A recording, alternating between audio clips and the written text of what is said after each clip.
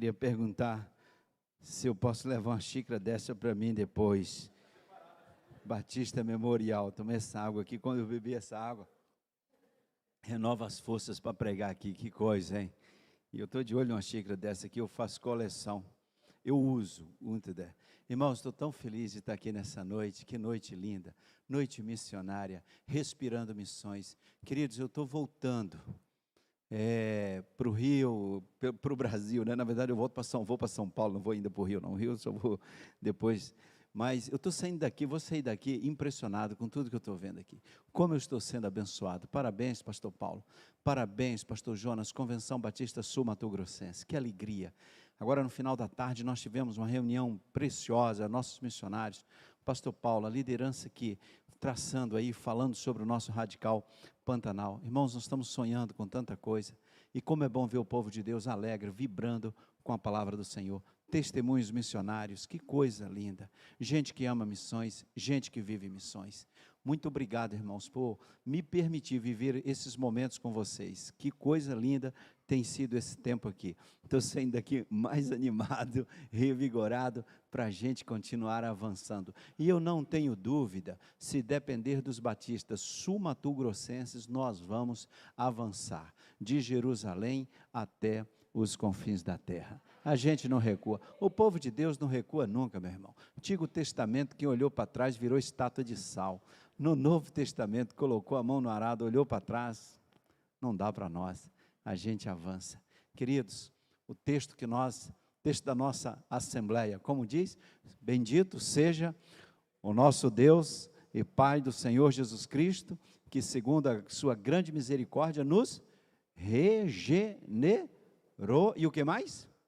Para uma viva esperança na ressurreição do seu Filho Cristo Jesus. Irmãos, a igreja, no primeiro dia eu disse que a igreja é um movimento missionário, liderado pelo Espírito Santo. O Pai enviou o seu Filho, e Ele formou a igreja, os primeiros discípulos, e muitos se converteram com Jesus. Jesus então vai e envia o seu Espírito, e a igreja então começa a viver a missão e a visão do Senhor da igreja, Cristo Jesus. A missão dada em Mateus 28, 19 e 20. Vão e façam discípulos, vão e se multipliquem.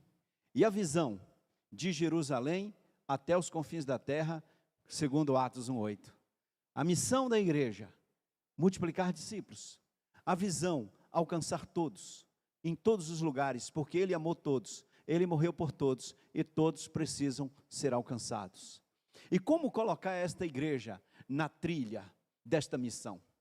O Espírito de Deus então vem para liderar a igreja na trilha missionária.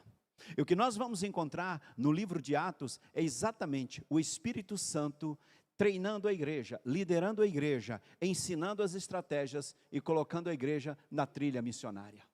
A primeira coisa que acontece é a bolha explodir em Jerusalém, em Pentecostes. Quando aquela cidade estava cheia de gente de tantos lugares. Não sei se tinha gente lá do Vietnã, mas tinha gente de tantos lugares. E quando o reino das trevas achava que ia sufocar aquele movimento da palavra, quando ele achava que ia sufocar, a bolha explode em Jerusalém, e o Espírito Santo capacita, e as pessoas que estavam ali ouvem o Evangelho na sua própria língua, e voltam para suas terras, para suas cidades, para suas vilas, para o seu povo, para suas famílias, contando do que viram, do que ouviram, do que experimentaram na sua própria língua. E o Evangelho toma uma proporção inimaginável. Que coisa extraordinária. Irmãos, o Pentecostes é um movimento missionário, é uma ação missionária do Espírito em Jerusalém.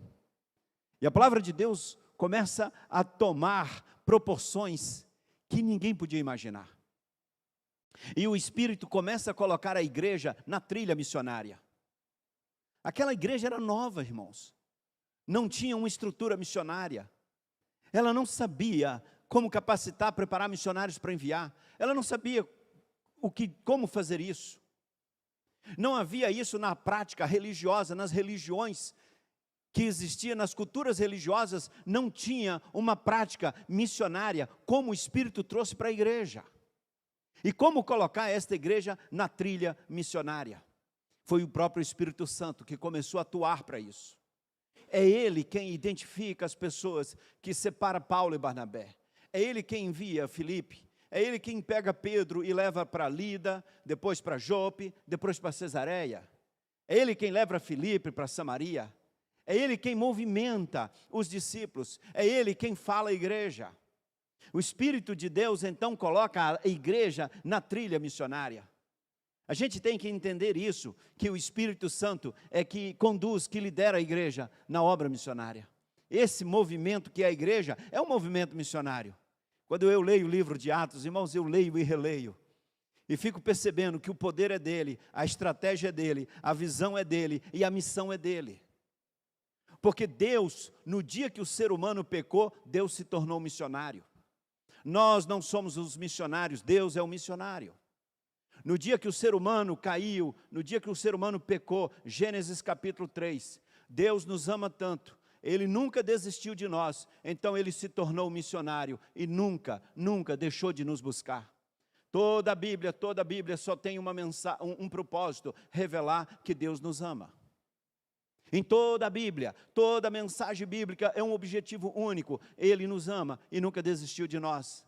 E no dia que o ser humano pecou, ele se torna um missionário, para buscar e salvar o que está perdido.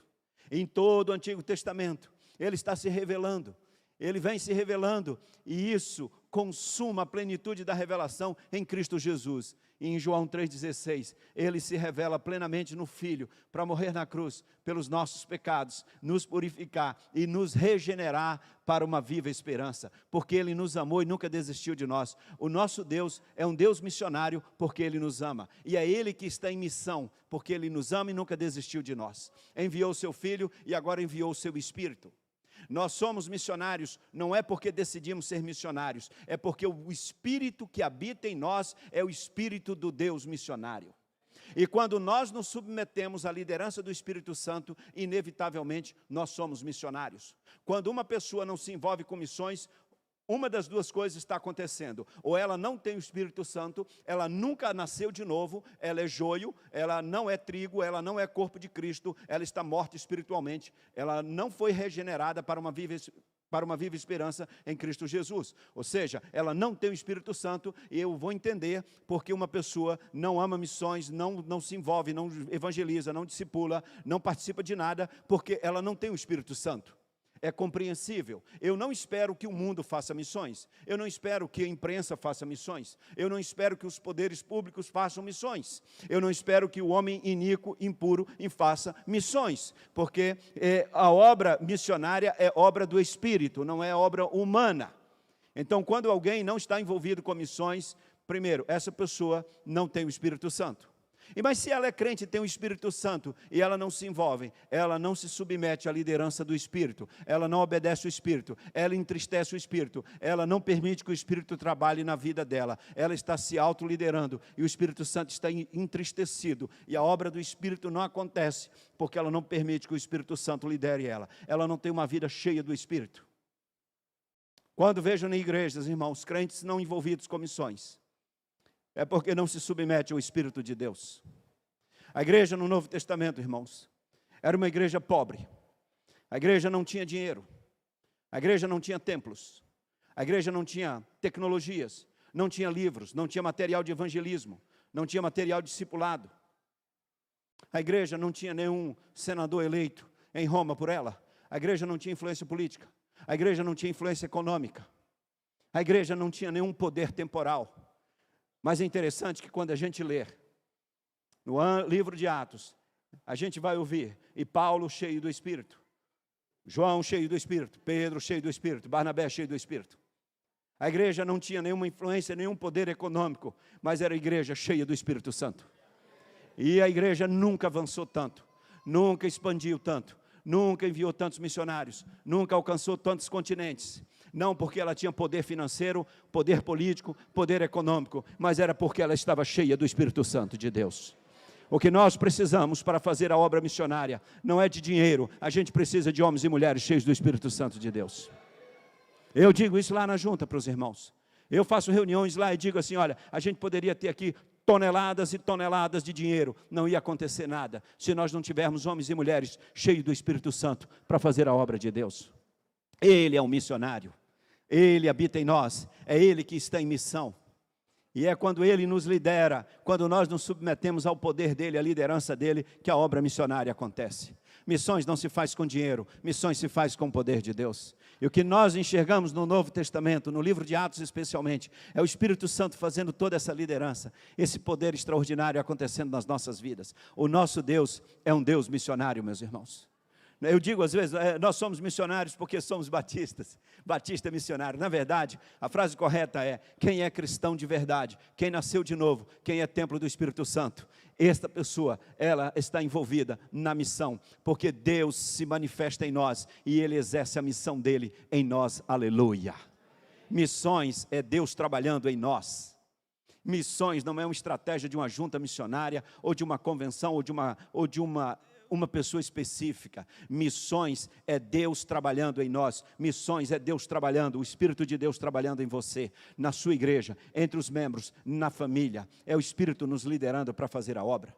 E algumas pessoas, às vezes, alguém fala às vezes para mim, hoje nem fala tanto, mas em alguns momentos da junta eu já vivi isso assim. Aí a pessoa quer mostrar para mim assim, não, a minha igreja não envia oferta missionária. Eu falei assim, meu irmão, não fala isso para mim não. Vai na tua casa, se ajoelha e fala isso para Deus. Você acha que vai falar para mim? Não vai, não, isso não é problema meu. Oferta, Deus, em lugar nenhum na Bíblia, Ele pede para eu orar pedindo dinheiro, pedindo oferta. Pede para eu orar pedindo obreiros, e se Deus mandar, Ele vai. Se Ele mandar os obreiros, Ele vai sustentar. Eu já passei dessa fase de estar preocupado com recurso financeiro para a obra missionária. Para a obra missionária nunca vai faltar recursos. O que falta para obras missionárias são homens e mulheres dispostos a se submeterem à liderança do Espírito e aceitar a vocação e o chamado para fazer missões. Aí a gente precisa orar para as pessoas obedecerem. E aí precisa orar para os radicais, para o Pantanal, para obreiros, homens e mulheres, para a obra missionária. Irmãos, é o poder de Deus, entenda isso. Missões é isso. É o Espírito de Deus trabalhando em nós. É o próprio Deus fazendo a sua obra. Ele que é o missionário. E a gente vai olhar no Novo Testamento, Ele trabalhando, liderando isso. Deixe-me dar um exemplo disso. E Ele sabe onde precisa de obreiros, onde precisa de trabalhadores, quem está precisando. E Ele sabe quem Ele quer enviar. A cidade é Cesareia. Aquela cidade estratégica. Na região litorânea de Israel, na planície costeira de Israel. Ali tinha um comandante chamado Cornélio, estou me referindo a Atos capítulo 10. Cornélio comandava, um comandante oficial romano, um homem bom, temente a Deus, doava, fazia boas obras, orava, um gentio, fora da aliança, não era circuncidado, não era de Israel, não era povo, não era um homem considerado puro, era considerado impuro, gentil. Significava que nenhum judeu entraria na casa dele. Ele não poderia ir no templo. Era um homem que era considerado afastado de Deus. Mas era um homem bom e orava. E um dia, 3 horas da tarde, um anjo vem visitar Cornélio. Presta atenção na cena, meu irmão. Algumas cenas nesse capítulo 10 de Atos. E aquele anjo então diz para Cornélio, Cornélio, Deus me enviou aqui. É impressionante, irmão. Já imaginou 3 horas da tarde você recebe a visita de um anjo? E o anjo diz o seguinte, tudo que você faz está diante de Deus, na memória do Senhor. E as suas orações são conhecidas de Deus. Eu acho isso lindo. Tudo que a gente faz, Deus sabe. E todas as nossas orações, Deus conhece. E eu vim aqui porque Deus me mandou. E eu vim te dar um recado. Deus me mandou para que você mande buscar um homem chamado Pedro. Ele está na cidade de Jope. Ele está hospedado na casa de Simão, que é um curtidor de couro, trabalha com couro. E ele está hospedado na casa de Simão, que fica na rua da praia. Irmãos, me impressiona, porque Deus sabe quem está precisando do Evangelho. Ele conhece o campo missionário. Ele conhece os Cornélios e as casas de Cornélio, que precisam da graça de Deus. E Ele sabe onde estão as pessoas que precisam ser enviadas para alcançar Cornélios e Cornélios no Brasil, em Mato Grosso e no mundo todo. E Ele sabe, olha que coisa impressionante, Ele sabia onde Pedro estava. Ele sabia o endereço que Pedro estava, e ele sabia a profissão de quem estava hospedando Pedro. Deus sabe onde você mora, Ele conhece o número da sua casa, Ele conhece você. Deus sabe todas as coisas, sabe a sua profissão, Deus sabe as suas angústias, conhece os seus defeitos, as suas limitações, Deus sabe tudo sobre a sua vida. E Deus sabia que Pedro tinha resistência para chegar na casa de Cornélio. Deus sabia que Pedro estava limitado para cumprir a missão. E quando Deus chama, Ele trata as nossas limitações para cumprir a missão dEle. Quando Deus nos chama para uma obra, Ele trata as nossas impossibilidades. O que Ele quer da gente é obediência. Olha que cena. Cornélio, manda buscar Pedro, que eu sei onde Pedro está. Deus conhece o campo missionário e Deus conhece os vocacionados, os que Ele tem chamado para uma obra específica. Ele conhece, pastor, a sua vida, a sua família, conhece a sua igreja. E Deus sabe as pessoas que você precisa alcançar. Há pessoas na face da terra, há campos missionários, há pessoas de Mato Grosso do Sul, que Deus quer que essa convenção alcance, que essa igreja alcance. E Ele está chamando homens e mulheres aqui para alcançar pessoas que estão precisando.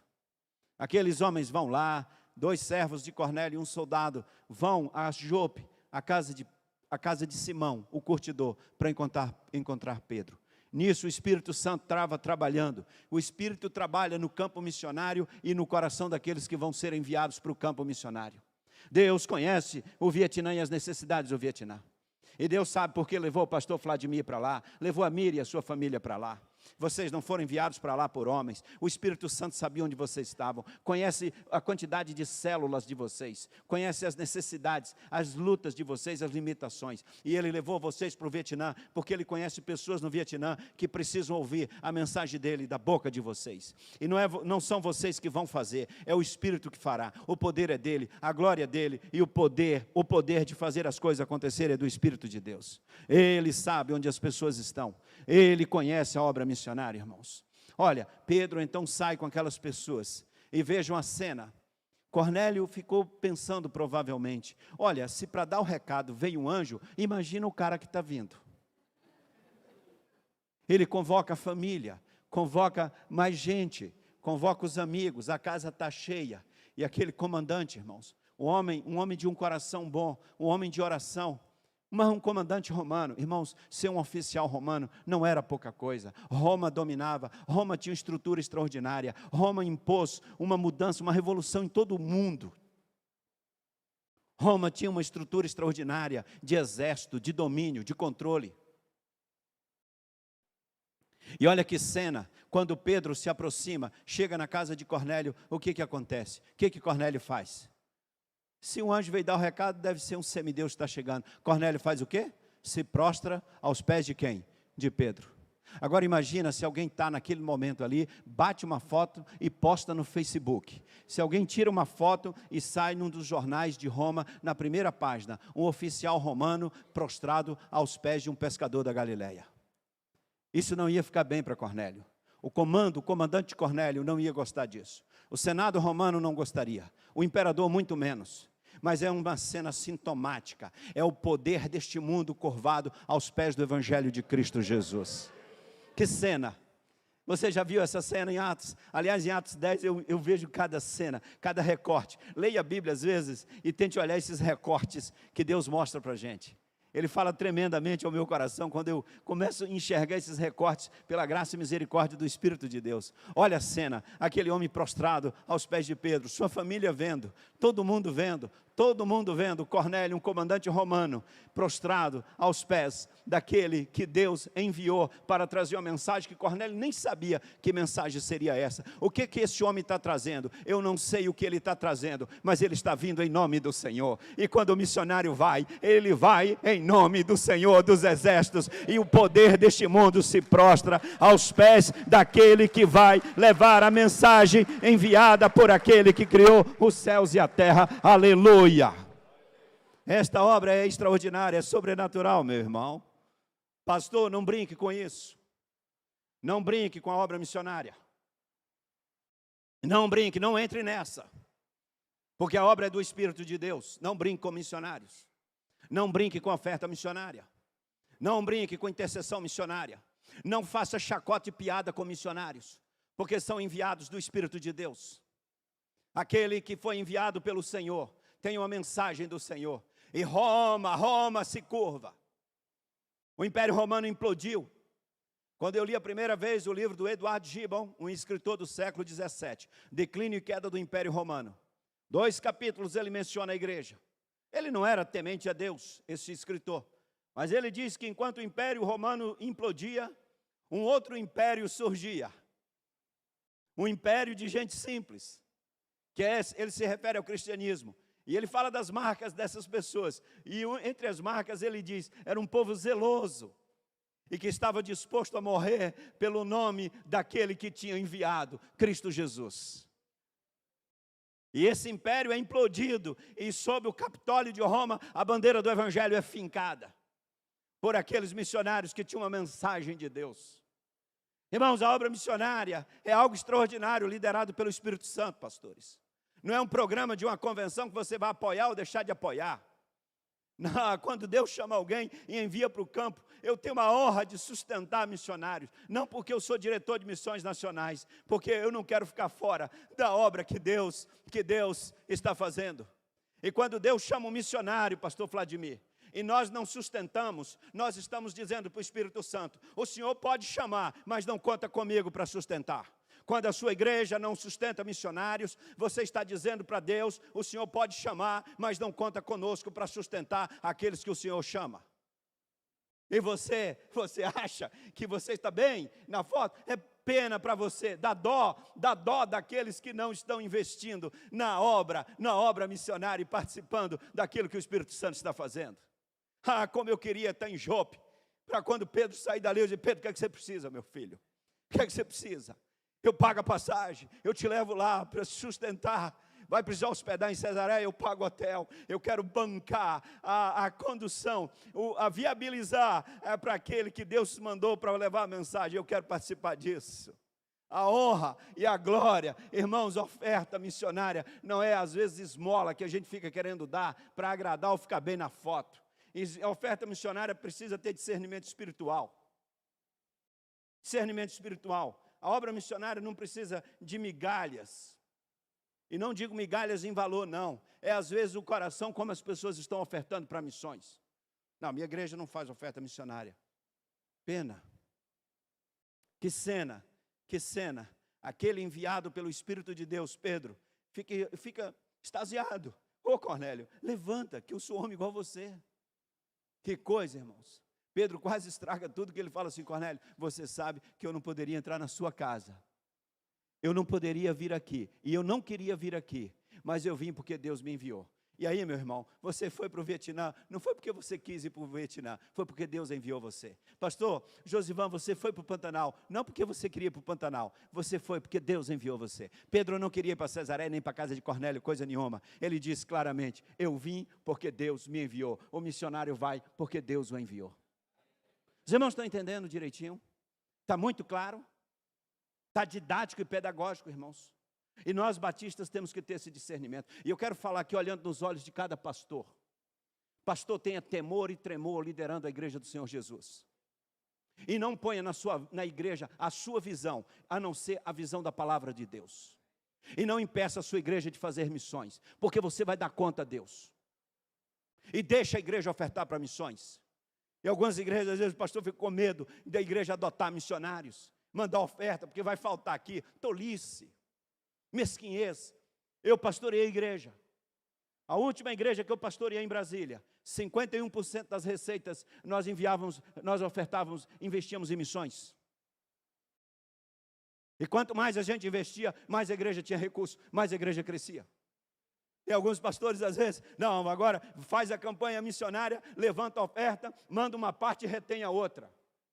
Vergonha, falta de ética, falta de integridade, engana o povo de Deus, dê oferta para missões e retém para fazer obra na igreja. Você acha que Deus vai abençoar isso? Deus não abençoa esse tipo de ação, isso não é obra de Deus, irmãos. E eu sei que acontece isso no Brasil, batista. Misericórdia. E fica com mesquinhez. E vai passar tudo. Achando que a obra é essa. Meu Deus do céu, Deus tenha misericórdia. Falta visão, falta discernimento. Deixa Deus agir. E olha, se um irmão na igreja oferta, deixa eu ofertar. E às vezes o pastor fica com inveja, chateado, porque ofertou para a Companhia de Missões Estaduais, Missões Nacionais, Missões Mundiais, deu uma oferta significativa, e ele fica magoado, porque queria dar ali. Deixa, Deus vai mostrar, Deus vai dar também aqui, querido. E não vai faltar nada para a igreja. Quanto mais a gente investe em missões, mais a obra do Senhor avança, mais Deus nos abençoa, e a obra é dele. Quando Deus chama alguém, olha, irmãos, é um privilégio sustentar um missionário. E eu fico, às vezes, irritado, não. Eu fico triste. Fico triste vendo missionários, irmãos. Missionários. Às vezes, a gente fica pedindo, dá um espaçozinho no culto. Tem pastor que não dá. Tem igreja que não, deixa lá falar. Mas não pode pedir oferta. Não pode falar de sustento. Porque não pode pegar a oferta da igreja. E os nossos missionários, às vezes, irmãos, ficam na igreja pedindo oportunidade para poder compartilhar. Que Deus o chamou, que tem um chamado missionário. Por favor, faça uma adoção missionária. Os nossos missionários, às vezes, ficam mendigando oferta para serem enviados para os campos missionários. E algumas igrejas não dão oportunidade para falar, porque o pastor não quer que tire a oferta da igreja para sustentar alguém que Deus enviou, irmãos. Eu preciso falar isso aqui olhando nos olhos dos pastores. Vocês acham que isso está certo? Quando eu pastorear, aí pastor, você está falando porque você é diretor de missões. Pode ir lá na Segunda Igreja Batista em Brasília. Quantos missionários nós sustentávamos? E eu dizia à igreja, todo missionário que chegar aqui, eu vou dar o púlpito, e deixa Deus falar. E se precisar, ele pedir oferta, nós vamos ajudar. E vamos ofertar, porque se Deus mandou um missionário na minha igreja, porque Deus quer falar alguma coisa conosco. E sustentávamos. Pode vir que nós vamos sustentar. Eu fico triste quando vejo isso, irmãos. Oh, você pode falar, mas não pode falar de pão, não. Não pode pedir oferta. Perdemos o privilégio, Deus chamou, eu vou nessa. Eu não quero ficar fora disso, não. Eu quero ofertar, eu quero sustentar. Eu e minha esposa, nós sustentamos inúmeros missionários de missões nacionais e missões mundiais. E não é porque eu sou diretor de missões nacionais, não, que a gente já vivia isso há muito tempo atrás, na nossa vida. Eu estou falando isso aqui, irmãos, com temor e tremor, em nome de Jesus. Olhando nos olhos de cada um de vocês aqui, pastores. Pastores, não pense que a igreja é sua e que está na sua mão, que você é o dono da igreja, que você não é dono de igreja, coisa nenhuma. Você não morreu pela igreja, não. E não fique preocupado com o seu sustento, não. Porque Deus não nos chamou para sobreviver do ministério, Deus nos chamou para liderar a visão dEle, Ele vai cuidar da gente. Acho que nunca mais vão me chamar para pregar aqui, pastor Richard. Os pastores vão falar, não traz aquele moço mesmo, não. Irmãos, o cara passou de 50 anos, virou avô. Eu, às vezes, não tenho mais tempo para certas coisas. Em nome de Jesus. Eu tenho dificuldade de conviver com medíocres e com mediocridades. Meus irmãos, a visão de Deus. O Espírito Santo bota a igreja na trilha missionária no livro de Atos. Depois você dá uma olhada em Atos, nessa perspectiva. O Espírito ensinando a igreja, ensinando os líderes a se doarem, a ofertarem. Tem uma coisa de dízimo lá extraordinário, um cara até morre. Deus está ensinando a igreja a doar, a não ficar presa a dinheiro, a não ficar presa a recursos. Está botando a igreja na trilha para ofertar com alegria, para abençoar e levar, cumprir a missão e cumprir aquilo que Deus quer, alcançar de Jerusalém até os confins da terra. Aquela cena de Pedro na casa de Cornélio extraordinária. E é um derramamento do Espírito, a casa de Cornélio é batizada. Irmão, Cesareia vira um rebuliço naquela cidade, porque chegou um homem de Deus, um homem enviado por Deus, um missionário. Pedro não tinha nem noção do que ele ia fazer lá, nem queria ir, mas Deus conhecia a casa de Cornélio, e Deus conhecia Pedro, e ele queria enviar Pedro para lá. Deus conhece as casas de Cornélio em Mato Grosso do Sul, e Deus conhece quem ele quer enviar. Pastores, eu queria falar para vocês aqui, eu pastoreei, eu fiz seminário em Belo Horizonte. No meu 3º ano de seminário, eu passei no concurso da Caixa Federal. Eu trabalhava num banco e fazia o seminário. E eu passei no concurso da Caixa, saí desse banco privado e fui para a Caixa Econômica Federal. Isso em Belo Horizonte, terminou o seminário, meu último ano eu fui ordenado pastor e continuei trabalhando na Caixa e pastoreando. Biocupacional. A igreja que eu era seminarista, o pastor Davi Baeta, de saudosa memória, foi para o Rio, e naquele último ano de seminário, a igreja me ordena, então, para substituir o pastor Davi Baeta, e então eu fui pastorear a Igreja Batista Jardim América, em Belo Horizonte, e fiquei trabalhando na Caixa. Depois Deus me levou para Brasília, e como eu tive muitas oportunidades na Caixa Federal, eu só tenho coisas boas de falar dessa empresa. Fiz muitos cursos, tive muitas oportunidades, e com 28 anos de idade, eu fui levado para Brasília para ser executivo da Caixa, na matriz. Foi para mim uma loucura. E indo para lá, eu fui pastorear a segunda Igreja Batista do Plano Piloto. Eu pastoreei 2 igrejas na minha vida, a Igreja Jardim América, e no seminário, como seminarista, eu fui de uma congregação, de uma igreja lá na periferia de Belo Horizonte, e depois fui para Brasília, a segunda igreja, as 2 igrejas que eu pastoreei. E fiquei na Caixa Econômica Federal muitos anos. E eu fui descobrir, irmãos, um dia, que eu era um pastor idólatra. Eu era missionário. Eu pregava todo domingo. A nossa igreja tinha 38 projetos missionários. Projetos missionários na Ucrânia, comissões mundiais. Projetos missionários na África, comissões mundiais. No Brasil, comissões nacionais. Tínhamos projetos missionários em 6 estados. Investíamos em vários projetos. Fazíamos viagens missionárias o tempo todo. E eu, então, achava que estava tudo bem. Já tinha 10 anos que eu estava em Brasília. 38 anos, portanto, eu cheguei com 28, estava com 38 anos. E eu já estava na Caixa Federal, quase 20 anos de Caixa. Pastoreando a igreja, crescendo, uma maravilha. E um dia eu pensei, olha, minha vida está bem estabilizada. Um cara que nasceu lá no sertão da Bahia, eu agora em Brasília, com a minha família, os filhos estudando em escolas particulares muito boas. Na Caixa eu já tinha acumulado, lá tem um negócio, não sei se tem mais, estou lá fora, já estou há 15 anos fora de lá, mas a gente ia exercendo funções por uma temporada e acumulava aquilo, incorporava no salário, e eu tinha um salário muito bom. Há muitos anos trabalhando na Caixa, passei por gerências, superintendências, gerente de negócio, gerente de mercado, cheguei executivo na matriz. E eu pensei comigo, agora é navegar e esperar a aposentadoria. E eu vou me aposentar e vou morar uns tempos fora do Brasil. E eu estava com minha vida bem estruturada. Minha família estruturada, morava num apartamento de 4 quartos, 3 suítes em Brasília. Eu dava a volta dentro do apartamento, era um apartamento imenso. Meus filhos estudavam em escolas particulares boas. Eu tinha um salário muito bom. Viajava todo ano para fora do Brasil com a minha família. E a minha vida estava estabilizada. E a igreja estava indo bem. E para mim estava tudo bem. Até um dia que eu recebo uma ligação do presidente da Convenção Batista Brasileira, o querido pastor Oliveira. E diz para mim assim, olha, o seu nome está sendo indicado para missões nacionais. Eu falei, pastor, deve ter sido errado. O senhor não me conhece? O pessoal aí não me conhece. E na época o saudoso pastor Valdemiro Timchak tinha indicado o meu nome. E aí ninguém me conhecia no conselho. Eu era desconhecido nacionalmente. Aí eu disse para ele, não, esse negócio não é comigo não, pastor. Daí eu cheguei em casa, falei com minha esposa e contei isso. Eu falei para ela, eles vão mandar a correspondência, mas eu não vou nem orar. Eu vou esperar uns 15 dias e aí a gente responde. Agradece, sente-se honrado, aquela coisa toda. E disse que Deus não chamou a gente para isso não. Aí a minha esposa falou, não faça isso não, porque a gente vai mentir. Vamos fazer uma oração. Fez uma oração, irmãos. E aí eu comecei a descobrir que a coisa estava tomando proporções complicadas. E eu percebi que eu tinha um Deus. E eu investi numa zona de conforto. Um emprego federal. Caixa Econômica Federal, salário, plano de saúde, sustento, até você morrer.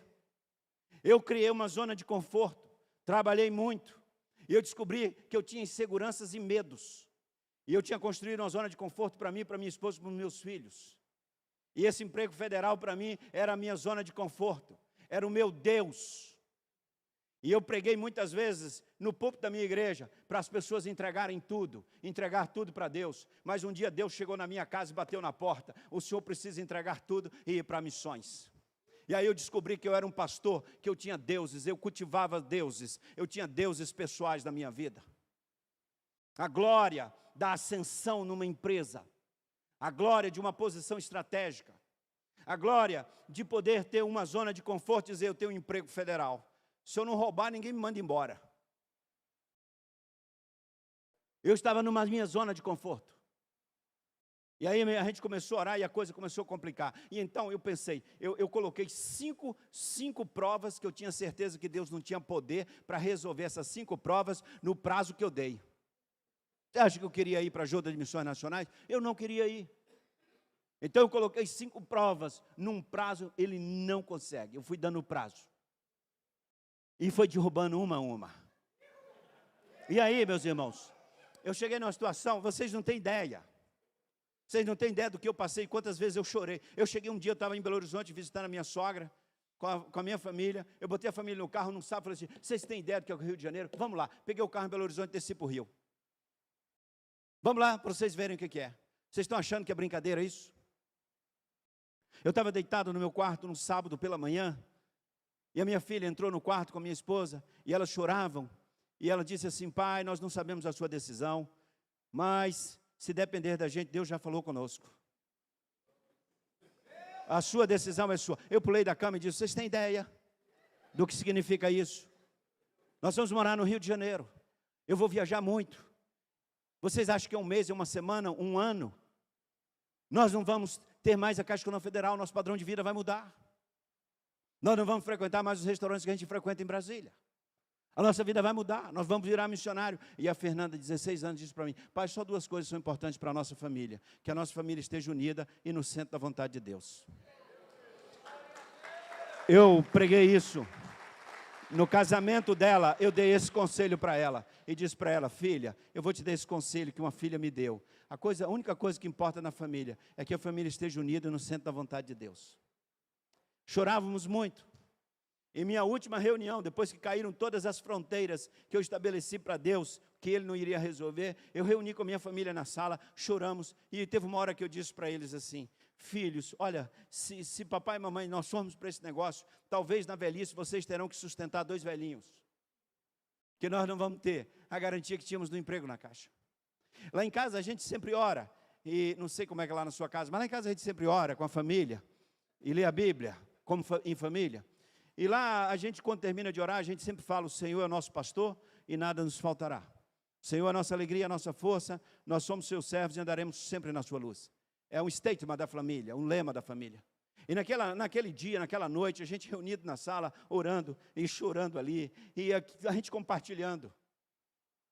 E aí a Ana Flávia, 12 anos, a Ana Flávia disse para mim assim, pai, quando eu disse que talvez eles tivessem que sustentar 2 velhinhos, porque talvez a gente não tivesse como se sustentar na velhice. E aí ela disse para mim assim, pai, se Jesus não tem poder para sustentar 2 velhinhos, nós podemos desistir dele agora. E em vez de dizer o Senhor é nosso pastor, a gente passa a dizer, Caixa Econômica Federal é nosso pastor e nada nos faltará. Nós nos ajoelhamos e choramos. E ali nós aprendemos, e a nossa família, nós nos consagramos ao Senhor, irmãos. E ali nós derrubamos um altar que tinha na nossa casa. O altar de uma segurança ilusória que a gente acha que constrói. Com uma casa, com um carro, com emprego federal, com dinheiro no banco, uma zona de conforto. A melhor zona de conforto que a gente pode construir na vida é obedecer à vontade de Deus. Eu vou repetir, a melhor zona de conforto que a gente pode construir na vida é obedecer à vontade de Deus. Às vezes você está achando que está construindo uma zona de conforto, está montando a sua segurança, sua zona de segurança, tolice. E aí eu precisei um dia sair de casa, descer o eixo monumental em Brasília e entrar naquele prédio da matriz da Caixa e dizer lá, eu estou fora, eu estou saindo.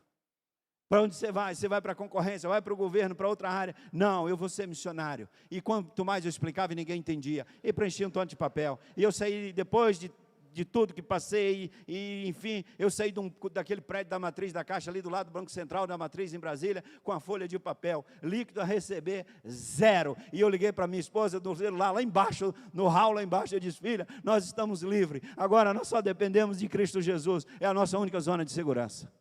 Pedi demissão, não tem acordo nenhum, nem fundo de garantia recebi, 0 a receber. E eu fui para a Junta de Missões Nacionais.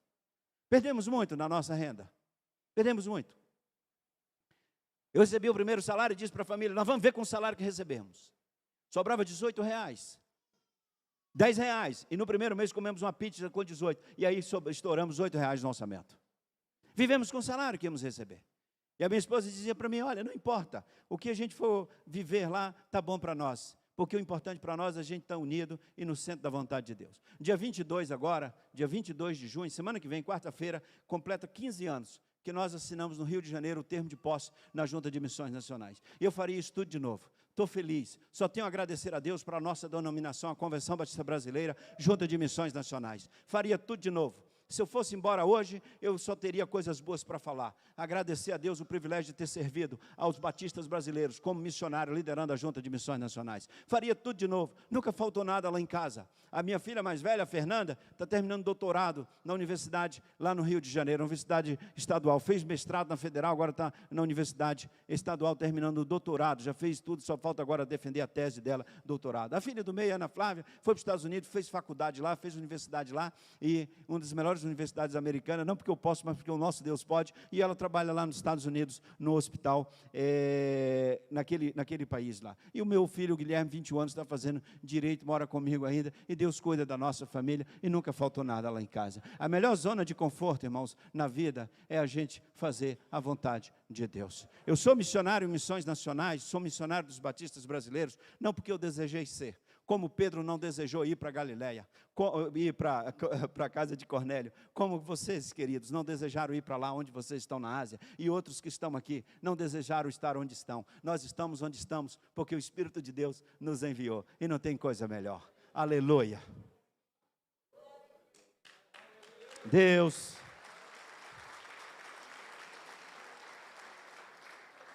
E uma das coisas que eu tenho como termômetro, alguns termômetros com Deus, eu digo, Senhor, não me deixa ficar nem um segundo a mais onde o Senhor não quer que eu fique.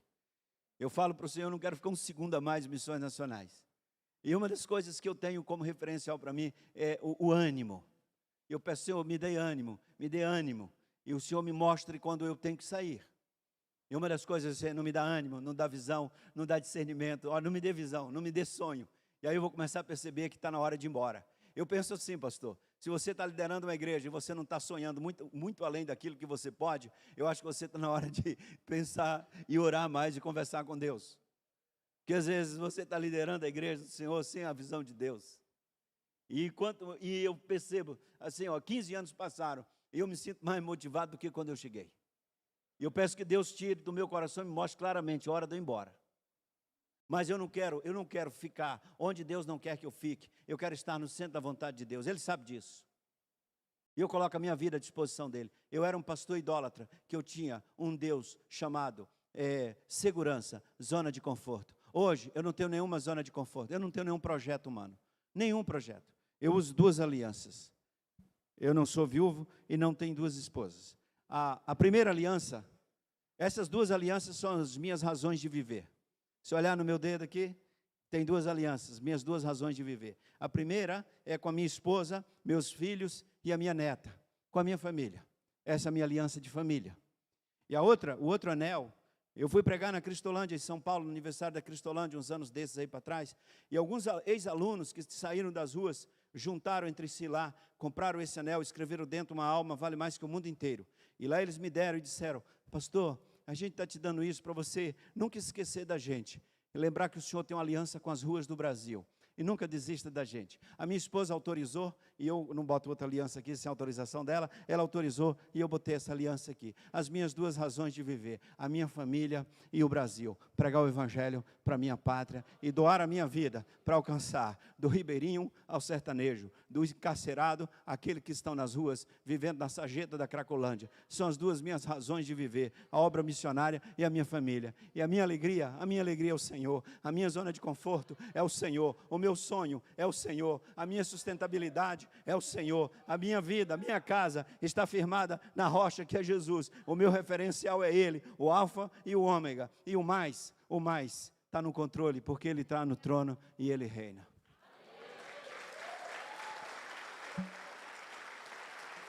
Uau. Você está onde Deus quer que você esteja. Você está fazendo o que Deus quer que você faça.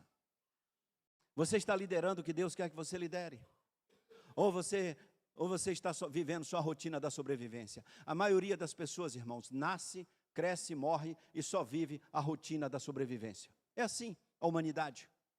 Mas Deus não nos criou para viver a rotina da sobrevivência. Deus nos criou para o louvor da sua glória. Eu disse um dia para Deus: Senhor, eu não quero viver a rotina da sobrevivência, eu quero viver o teu sobrenatural nessa terra, eu quero viver a tua vontade, eu quero viver para o louvor da sua glória. Algumas pessoas nascem, estudam, arrumam um emprego, uma casa, um carro, venceu na vida, aposenta, morre, vai embora, acabou. A rotina da sobrevivência. Eu não quero viver isso. Eu quero viver para o louvor da sua glória. Eu quero viver o imponderável, o inexequível. Eu quero olhar para trás da minha história e poder contar: eu vi a glória de Deus. Olhe para trás e veja se você vê a glória de Deus na sua família. Olhe para trás e veja se você vê a glória de Deus na igreja, na liderança, no ministério, no campo missionário onde você está. Olhe para trás e veja se você identifica a glória e o poder de Deus na sua vida. Ou você vai viver só uma manutenção, uma rotina de sobrevivência, de manutenção da igreja, de manutenção dos ministérios. Ou você vai olhar para trás e ver: eu vivi a glória de Deus, eu vivi o estresse da fé, eu vivi uma entrega, eu vivi uma renúncia pela vontade para a glória de Deus, e não tem vocação e nem chamado sem renúncia, sem entrega total. Consagrei ao Senhor a minha vida. Missões, irmãos, é algo de Deus, é tremendo, não é brincadeira. Às vezes algumas pessoas acham que eu sou propagandista, fazedor de marketing de missões. Alguns acham que eu estou por aí, às vezes, para vender camiseta. Se Deus tivesse chamado para vender camiseta, eu ia trabalhar no shopping vendendo camiseta. Sai por aí pedindo oferta. Deus manda o que precisa. Eu não sou um propagandista, um marqueteiro de missões, não. Eu sei que pessoas às vezes falam que eu sou marqueteiro de missões. Sou não, meu irmão. Agora eu falo da obra do Senhor com alegria, com ânimo. E convido pessoas para participar disso, não para me agradar, mas para glorificar o nome do Senhor, como diz Paulo aos Filipenses, quando ele diz: vocês ofertaram, e eu falo isso, é para o bem de vocês, para a glória de vocês diante de Deus. É por isso.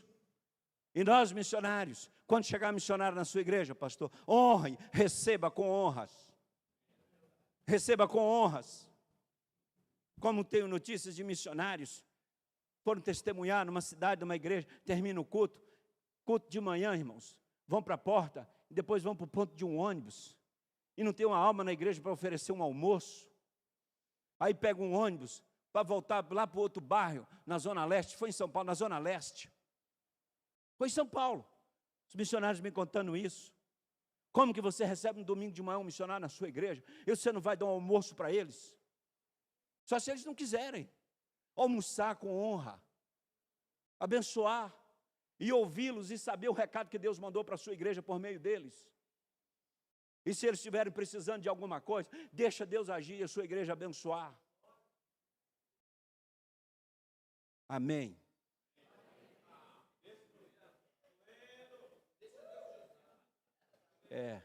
Ninguém vai convidar mais, pastor José, para vir pregar aqui.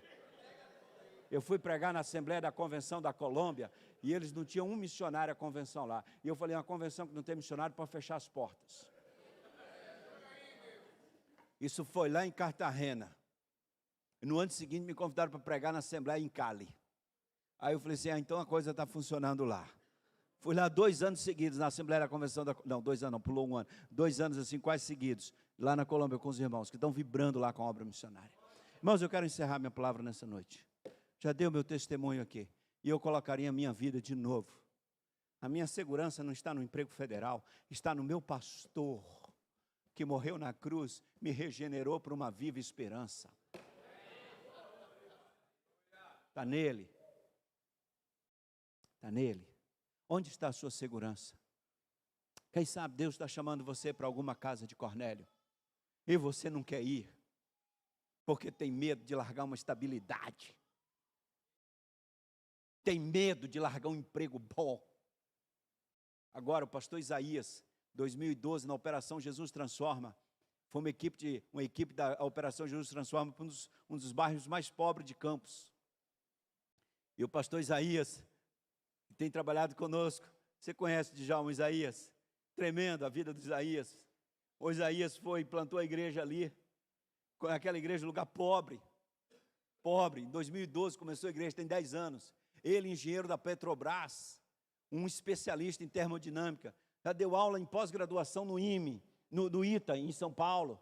Um cara top da Petrobras. E o Isaías plantando a igreja, e a igreja começou a crescer. Alugou um terreno imenso, imenso, A igreja está com quase 1.000 pessoas frequentando. Não sei quantos membros. E aí, mês passado, eu acho, o Isaías pediu demissão da Petrobras. Enlouqueceu. Tive com ele agora lá.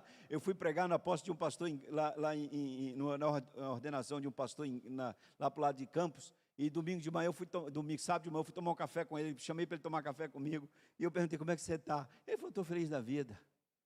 Falei, cara, tu deixou emprego na Petrobras? Você é doido. Ele falou assim, igual você, doido. Aí e na mesa estava comigo Samuel, outro doido, Mouta, que era funcionário do Tribunal Federal Eleitoral, né, o TSE, era funcionário do Tribunal Regional Federal, lá era chefe de uma agência do Tribunal Eleitoral, lá, TRE, lá no Rio de Janeiro, pediu demissão. Eu falei para ele, não peça não. Deus me chamou para não peça não, não venha não. Eu não sou responsável por isso não. Se um dia você disser que eu sou, não sou não venha não. E ele falou assim, não, Deus falou isso comigo. Eu falei, problema seu e da sua família. E aí deixou o emprego do tribunal lá, um emprego federal para ser missionário. Aqueles 3 bobos na mesa ali, a gente olhava um para o outro, chorava e orava e dizia assim, a nossa segurança não é tribunal federal nenhum, não é Caixa Federal, não é Petrobras, a nossa segurança é Jesus e colocar a nossa vida para fazer a vontade de Deus é a coisa mais linda, mais extraordinária que tem na face da terra. Aleluia! Vamos orar. Eu quero encerrar a minha palavra. Eu queria pedir que você fechasse seus olhos agora. Eu queria que ninguém mexesse nesse auditório. Só se você estiver passando mal, precisando ir urgente no banheiro, ou se tiver mulher com uma criança aqui que precisar sair. Mas se você não precisa sair, você vai ficar aqui dentro. Em nome de Jesus. E eu queria chamar aqui nesse palco todos os missionários que estão nesse auditório, seja de missões estaduais, missionários de missões nacionais, de missões mundiais, missionários de associação, qualquer pessoa que foi como Pedro, chamada por Deus e enviada por Deus como missionário, vem aqui na frente. E todo mundo vai ficar em oração agora, que é um momento de oração. E a turma da música, assim, me dá uma nota nesse teclado aí para amolecer o coração do povo, meu irmão. Dá um tom aí daqueles assim que quebra o coração. Porque o cara que está no teclado, olha aqui para mim, o cara que está me ouvindo ou já fechou? O cara que está aí precisa ter uma mão ungida. Porque quando você dá a nota aí, tem que tocar no coração lá, meu irmão. Não é um som qualquer, não. É a unção do Espírito na tecla desse negócio aí. Porque toca aí, quebra aqui. Então toca aí para quebrar o coração do povo agora. Ah, tá, eu entendo. Aqueles que não podem, não podem. É isso aí. Os nossos missionários no Vietnã, por uma questão de segurança, eles estão aqui. Deus abençoe vocês aí, queridos. É isso importante. E vocês vêm aqui, missionários. Ô, gente, olha para essa turma aqui. Sabe quem chamou esse povo? Foi Deus. Quem enviou esse povo? O Espírito de Deus. E eles estão lá porque Deus enviou. Agora olha para esse povo aqui. Quem é que tem que sustentar essas pessoas? O governo? Não. Os empresários? Não. Só se for um empresário crente. Mas a empresa botar na folha de pagamento dele missionário? Não pode. O empresário pode ofertar. Em nome de Jesus. Olha para essa turma. E se nós nos sustentarmos missionários, nós estamos dizendo para o Senhor, para o Espírito Santo, não conta comigo. O Senhor pode chamar, mas que morram de fome. Mas não vai morrer não, tá? Porque Deus levanta até um corvo para levar comida para os seus missionários. Como fez com quem mesmo? Elias. Olha para mim, missionários, quem chamou vocês é poderoso. Não vai faltar nada não. Nunca faltou nada lá em casa. Nunca.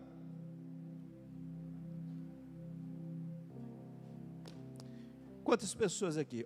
Feche seus olhos para orar e fala com Deus. Pergunta para Deus assim, Senhor, o Senhor tem um chamado missionário para mim? Você tem um chamado missionário para mim? Quantos aqui? O Senhor tem um chamado para mim ser um radical? Para ser um missionário, Deus está me chamando. Eu não sei para onde Deus vai me enviar não, mas eu vou. Tem alguém aqui nesse auditório que o Espírito Santo falou claramente com você e você vai obedecer.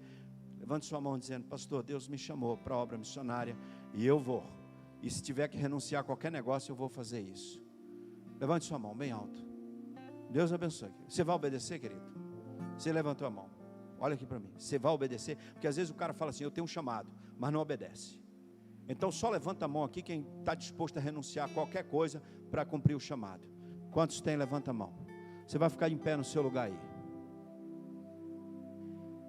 Deus me chamou. Se você tem um chamado, agora você vai, levantou a mão, agora você vai ficar em pé. Se você for obedecer. Se não for obedecer, você senta. Você tem um chamado, um radical. Agora você vai sair do seu lugar e vem aqui para frente. E eu vou pedir que os missionários, um missionário só, abrace essas pessoas que estão vindo aqui, um para cada um. Homem com homem, mulher com mulher. Pode sair do seu lugar e vir aqui, em nome de Jesus. Você que tem um chamado missionário. Seu esposo está vindo, então abraça seu esposo, meu irmão. Vem cá, meu irmão. Deus te chamou, então põe aqui tua vida. Agora venha consciente que Deus pode levar você para qualquer lugar. Para uma prisão em Filipos, como levou Paulo. A boca do jacaré, pior lugar de Filipos.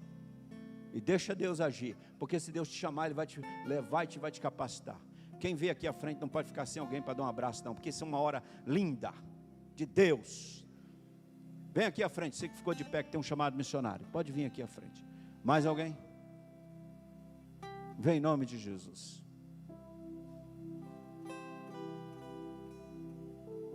Meu irmão, fechou. Se não tem mais ninguém para vir à frente como missionário, fechou. Agora eu queria falar com você, meu irmão. Você ouviu nessa noite aqui, e você talvez tenha algum Isaac na sua vida. Um dia o pastor Valdemiro Timichak me ligou e orou comigo, 2 dias antes dele morrer. Ele ficou 2 horas no telefone comigo. E ele disse assim para mim: meu irmão, você precisa sacrificar os seus Isaques e obedecer à vontade de Deus. Isso eu nunca falei publicamente. Nunca falei isso publicamente. Fiquei 2 horas com ele, 2 dias antes dele falecer, no mês de abril. E ele disse para mim: meu filho, meu irmão, você tem que sacrificar os seus Isaques. E ele sabia, Deus sabia que eu tinha um Isaac. E usou o pastor Timichak para me alertar que eu tinha um Isaac, que me impedia enxergar a visão de Deus para a minha vida. Você tem algum Isaac? Tem algo na sua vida nessa noite que você quer colocar no altar do Senhor? Não tenha vergonha de dizer: eu tenho. Eu não vou chamar você aqui na frente não, mas você ora e coloca isso diante de Deus e se liberta disso e deixa Jesus reinar na sua vida. Eu quero orar por esses missionários aqui na frente e honrá-los. Você está vendo essa turma aqui? Eu queria que uma pessoa no auditório, eu não quero tumultuar aqui, mas olha para eles aqui. Vem alguém aqui, dá um abraço neles e diz o seguinte para eles. Presta atenção no recado. Você vai dizer assim: meu irmão, Deus te chamou. E você não vai ficar sozinho não. Nós estamos juntos. Aí você anota o nome do cara depois, leva para orar por ele. Olha para eles aqui, vem cá, uma pessoa para cada um deles. Mais de um não, é um só.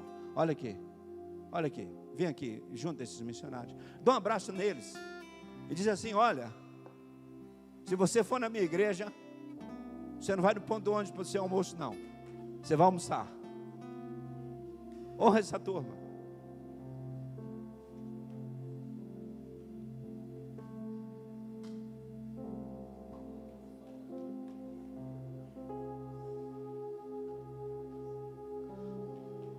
Honra esses meninos. Cadê aquele pastor que testemunha aqui? O Carlos, gente.